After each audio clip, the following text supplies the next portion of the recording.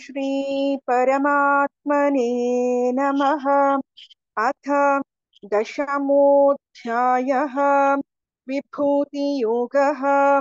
श्रीभगवानुवाच भूय एव महाबाहो शृणु मे परमौ वचः। यत्तेऽहं प्रीयमाणाय वक्ष्यामि हितकाम्यया। न मे विदुः सुरगणाः प्रभवन्न महर्षयः। अहमादिर्हि देवानां महर्षीणां च सर्वशः। यो मामजमनादिं च वेत्ति लोकमहेश्वरम्। असम्मूढः समर्थ्येषु सर्वपापैः प्रमुच्यते। बुद्धिर्ज्ञानमसम्मोहः क्षमा सत्यं दमः शमः। सुखं दुःखं भवो भावः भयं चाभयमेव च। अहिंसा समता तुष्टिः तपोदानै यशो यशः। भवन्ति भावा भूतानां मत्त एव पृथग्विधाः। महर्षयः सप्त पूर्वे चत्वारो मनवस्तथा। मद्भावा मानसा जाताः येषाल्लोक इमाः प्रजाः। एतां विभूतियोगं च मम यो वेत्ति तत्त्वतः। सोऽविकम्पेन योगेन युज्यते नात्र संशयः। अहं सर्वस्य प्रभवः मत्तः सर्वं प्रवर्तते। इति मत्वा भजन्ते मां बुधा भावसमन्विताः। मच्चित्ता मद्गतप्राणाः बोधयन्तः परस्परं कथयन्तश्च मां नित्यं तुष्यन्ति च रमन्ति च। तेषां सततयुक्तानां भजतां प्रीतिपूर्वकं ददामि बुद्धियोगन्तं येन मामुपयान्ति ते। तेषामेवानुकम्पार्थम् अहमज्ञानजन्तमः नाशयाम्यात्मभावस्थः ज्ञानदीपेन भास्वता। अर्जुन उवाच परं ब्रह्म परं धाम पवित्रं परमं भवान् पुरुषं शाश्वतं दिव्यम् आदिदेवमजं विभुम्।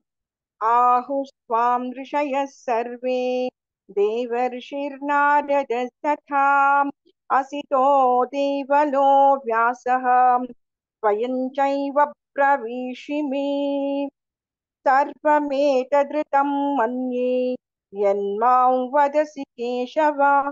न हि ते भगवन् व्यक्तिं विदुर्देवानदानवाः। स्वयमेवात्मनात्मानं वेत्थ पुरुषोत्तमा। भूतभावनभूतेश देवदेव जगत्पते। वक्तुमर्हस्य शेषेण दिव्या ह्यात्मविभूतयः। याभिर्विभूतिभिर्लोकान् इमां त्वं व्याप्य तिष्ठसि। कथं विद्यामहं योगिन् त्वां सदा परिचिन्तयन्। केषु केषु च भावेषु चिन्त्योऽसि भगवन्मया। विस्तरेणात्मनो योगं विभूतिं च जनार्दन। भूयः कथय तृप्तिर्हि शृण्वतो नास्ति मे मृतम्। श्रीभगवानुवाच कथं हन्त ते कथयिष्यामि दिव्या ह्यात्मविभूतयः। प्राधान्यतः कुरु श्रेष्ठ नास्त्यन्तो विस्तरस्य मे। अहमात्मा गुडाकेश सर्वभूताशयस्थितः। अहमादिश्च मध्यं च भूतानामन्त एव च। आदित्यानामहं विष्णुः ज्योतिषां रविरंशुमान् मरीचिर्मरुतामस्मि नक्षत्राणामहं शशी वेदानां सामवेदोऽस्मि देवानामस्मि वासवः इन्द्रियाणां मनश्चास्मि भूतानामस्मि चेतनाम् रुद्राणां शङ्करश्चास्मि वित्तेषो यक्षरक्षसां वसूनां पावकश्चास्मि मेरुः शिखरिणामहम् पुरोधसां च मुख्यं मां विद्धि पार्थ बृहस्पतिं सेनानीनामहं स्कन्दः सरसामस्मि सागरः महर्षीणां भृगुरहं गिरामस्म्येकमक्षरम् यज्ञानां जपयज्ञोऽस्मि स्थावराणां हिमालयः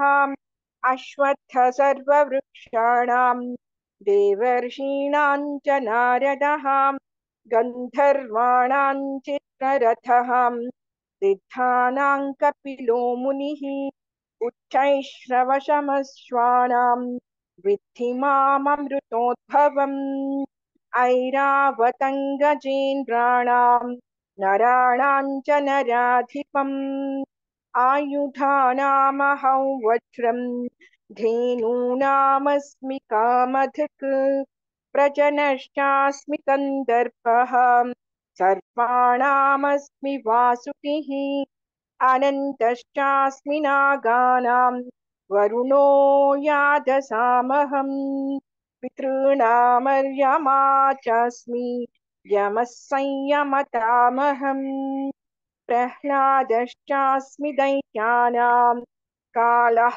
कलयतामहम् मृगाणां च मृगेन्द्रोऽहं वैनतीयश्च पक्षिणां पवनः पवतामस्मि रामः शस्त्रभृतामहम् झषाणां मकरश्चास्मि स्रोतसामस्मि जाह्नवी सर्गाणामादिरन्तश्च मध्यं चैवाहमर्जुन अध्यात्मविद्या विद्यानां वादः प्रवदतामहम् अक्षराणामकारोऽस्मि द्वन्द्वः सामासिकस्य च अहमेवाक्षयः कालः धाताहं विश्वतो मुखः मृत्युः सर्वहरश्चाहम् उद्भवश्च भविष्यताम् कीर्तिश्रीर्वाक्च नारीणां स्मृतिर्मेधा धृतिः क्षमा बृहत्साम तथा साम्नां गायत्री छन्दसामहम् मासानां मार्गशीर्षोऽहम् ऋतूनां कुसुमाकरः द्यूतं छलयतामस्मि तेजस्तेजस्विनामहम् जयोऽस्मि व्यवसायोऽस्मि सत्त्वं सत्त्ववतामहम् वृष्णीनां वासुदेवोऽस्मि पाण्डवानां धनञ्जयः मुनीनामप्यहं व्यासः कवीनामुशना कविः दण्डो दमयतामस्मि नीतिरस्मि जिगीषताम् मौनं चैवास्मि गुह्यानां ज्ञानं ज्ञानवतामहम् यच्चापि सर्वभूतानां बीजं तदहमर्जुन न तदस्ति विना यत् स्यात् मया भूतं चराचरम् नान्तोऽस्ति मम दिव्यानां विभूतीनां परन्तपाम् एष तु ते शतः प्रोक्तः विभूतेर्विस्तरो मया यद्यद्विभूतिमत्सत्त्वं श्रीमदूर्जितमेव वा तत्तदेवावगच्छत्वं मम तेजोंश सम्भवम् अथवा बहुनैतेन किं ज्ञातेन तवार्जुन विष्टभ्याहमिदं कृत्स्नम् एकांशेन स्थितो जगत् ॐ तत्सदिति श्रीमद्भगवद्गीतासु